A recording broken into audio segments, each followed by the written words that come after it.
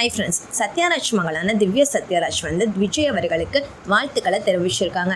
அந்த ஒரு நியூஸ் தான் இப்போ பயங்கர ட்ரெண்டிங்காக போய்கிட்டு இருக்கு. அதில் என்ன நடந்திருக்கு அப்படிங்கிறத பற்றி இந்த வீடியோவில் பார்க்கலாம். இவங்க பார்த்தீங்கன்னா டிஎம்கேக்காக இறங்கி அவங்களோட பிரச்சாரத்தில் நிறைய வேலைகளை பார்த்துக்கிட்டு இருந்தாங்க. அப்படி இருக்கப்போ விஜய் அவர்களை விமர்சித்து நிறைய விஷயம் பேசியிருந்தாங்க.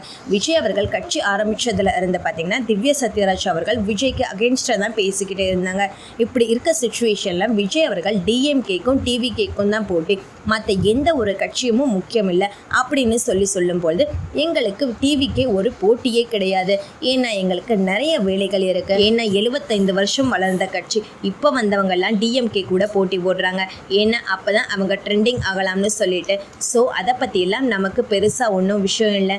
நம்ம வேலையை பார்க்குறோம். கண்டிப்பாக டிஎம்கே தான் இந்த வாட்டி ஆட்சியை பிடிக்கும் அப்படிங்கிற மாதிரியெல்லாம் திவ்யா சத்யராஜ் சொல்லியிருந்தாங்க. அவங்க மட்டும் இல்லாமல் அவங்க அப்பா சத்யராஜ் கூட டிஎம்கேக்கு தான் சப்போர்ட் பண்ணுற மாதிரி பேசியிருந்தாரு. அவங்க தம்பி சிபிராஜ் மட்டும்தான் டிவி கேக்கு சப்போர்ட்டாக இருந்தார். இந்த நிலையில் பார்த்தோம்னா திவ்யா சத்யராஜ் வந்து அவங்களோட வாழ்த்துக்களை டிவி கேக்கு தெரிவிச்சிருக்காங்க. இது மட்டும் இல்லாமல் மென்மேலும் டிவி கேவோட பணி தொடர்ந்து செயல்பட்டுட்டே இருக்கணும் அப்படிங்கிற மாதிரியும் சொல்லியிருக்காங்க.